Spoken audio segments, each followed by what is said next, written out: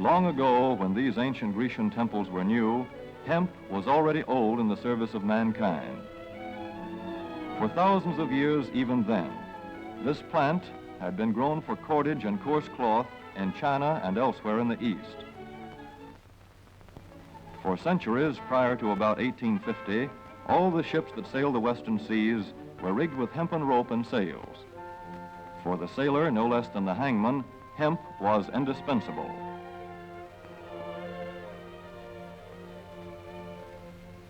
A 44-gun frigate, like our cherished old Ironsides, took over 60 tons of hemp for rigging. Including an anchor cable 25 inches in circumference.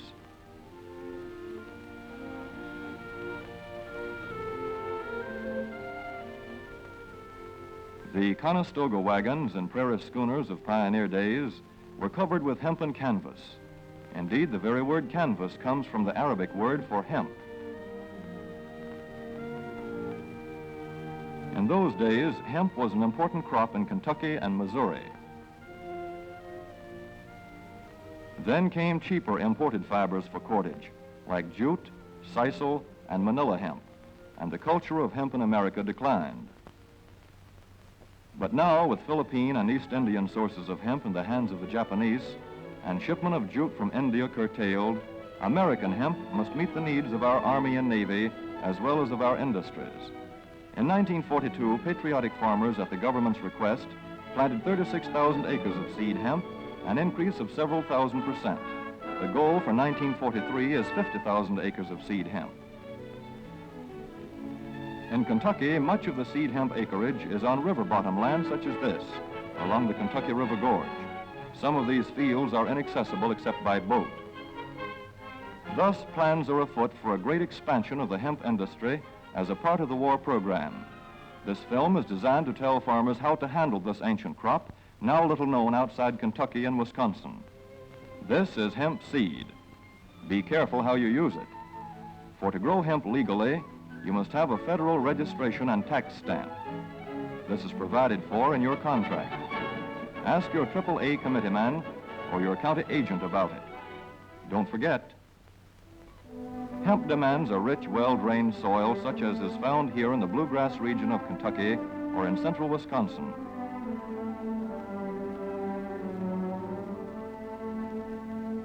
It must be loose and rich in organic matter. Poor soils won't do.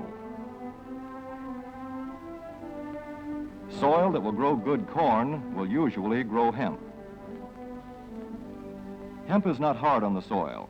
In Kentucky, it has been grown for several years on the same ground, though this practice is not recommended. A dense and shady crop, hemp tends to choke out weeds. Here's a Canada thistle that couldn't stand the competition. Dead as a dodo. Thus, hemp leaves the ground in good condition for the following crop. For fiber, hemp should be sown 5 pecks to the acre. With drill, the closer the rows, the better. These rows are spaced about 4 inches. This hemp has been broadcast. Either way, it should be sown thick enough to grow a slender stalk. Here's an ideal stand. The right height to be harvested easily, thick enough to grow slender stalks that are easy to cut and process.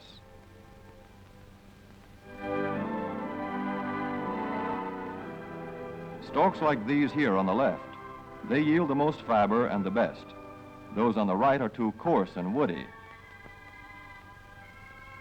For seed, hemp is planted in hills like corn, sometimes by hand. Hemp is a dioecious plant. The female flower is inconspicuous, but the male flower is easily spotted. In seed production, after the pollen has been shed, these male plants are cut out. These are the seeds on a female plant. Hemp for fiber is ready to harvest when the pollen is shedding and the leaves are falling. In Kentucky, hemp harvest comes in August. Here, the old standby has been the self-rake reaper, which has been used for a generation or more. Hemp grows so luxuriantly in Kentucky that harvesting is sometimes difficult, which may account for the popularity of the self-rake with its lateral stroke.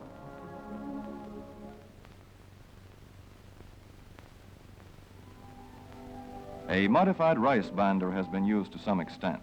This machine works well in average hemp.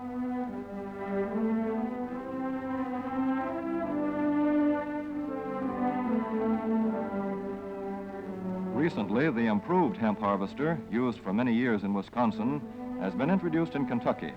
This machine spreads the hemp in a continuous swath. It is a far cry from this fast and efficient modern harvester to the Armstrong model of yore. But here's one kind of harvester, at least, that doesn't stall in the heaviest hemp.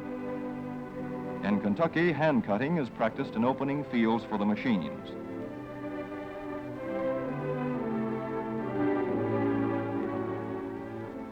In Kentucky, hemp is shucked as soon as safe after cutting, to be spread out for retting later in the fall.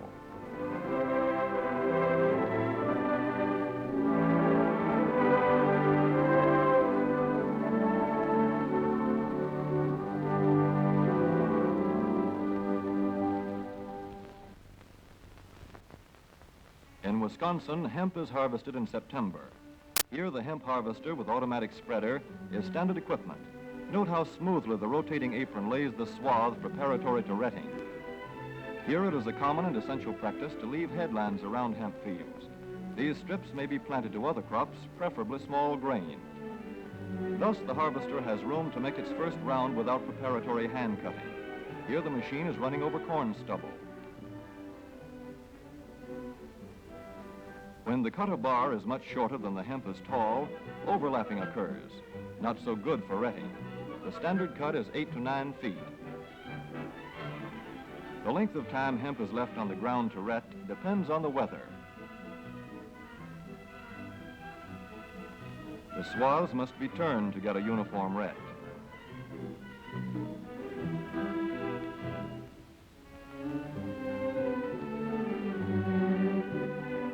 When the woody core breaks away readily, like this, the hemp is about ready to take up and bind into bundles.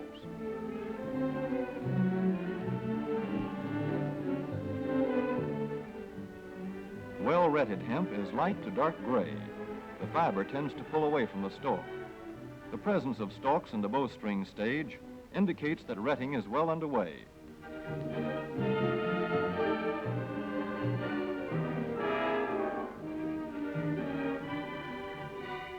When hemp is short or tangled, or when the ground is too wet for machines, it is bound by hand. A wooden buck is used. Twine will do for tying, but the hemp itself makes a good band.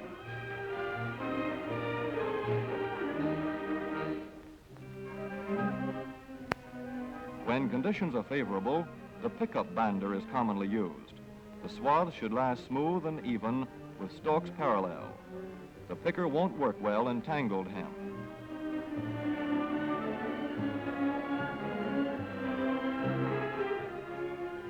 After binding, hemp is shucked as soon as possible to stop further retting.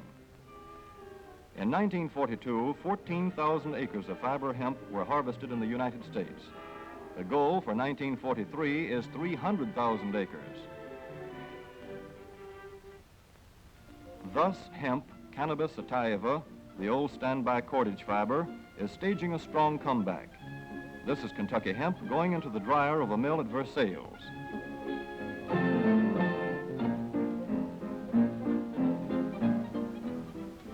In the old days, breaking was done by hand, one of the hardest jobs known to man.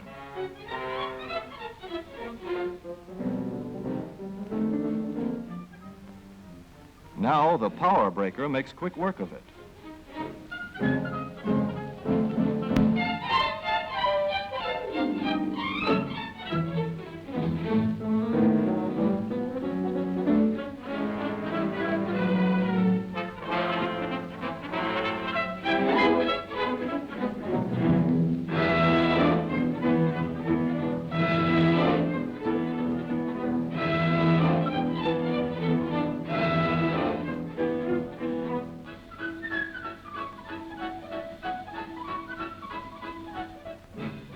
Spinning American hemp into rope yarn or twine in the old Kentucky River Mill at Frankfort, Kentucky.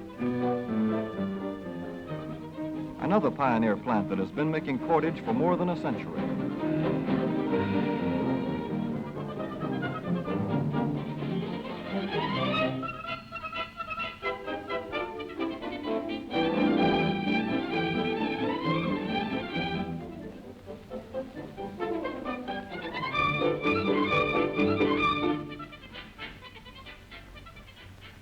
such plants will presently be turning out products spun from American-grown hemp. Twine of various kinds for tying, winding armatures, and upholsterers' work. Rope for marine rigging and towing, for hay forks, derricks, and heavy-duty tackle. Light-duty fire hose. Thread for shoes for millions of American soldiers. And parachute webbing for our paratroopers.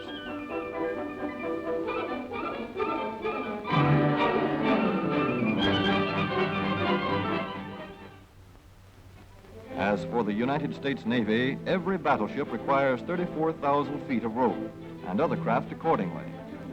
So here in the Boston Navy Yard, where cables for frigates were made long ago, crews are now working night and day making cordage for the fleet. In the old days, rope yarn was spun by hand.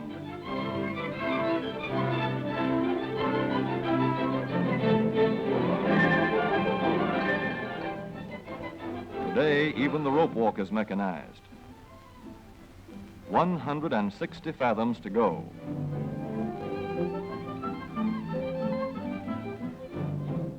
The rope yarn feeds through holes in an iron plate.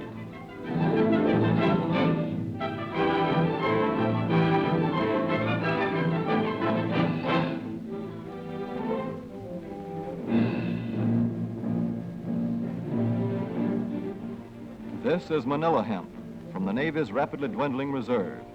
When that is gone, American hemp will go on duty again. Hemp for mooring ships, hemp for tow lines.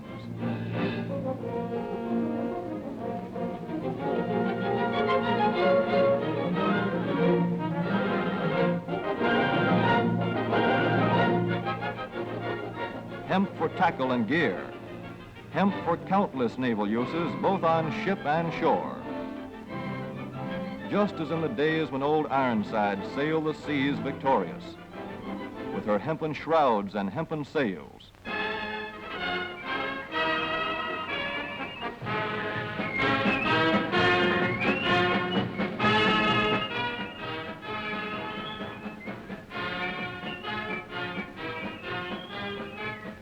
Hemp for victory.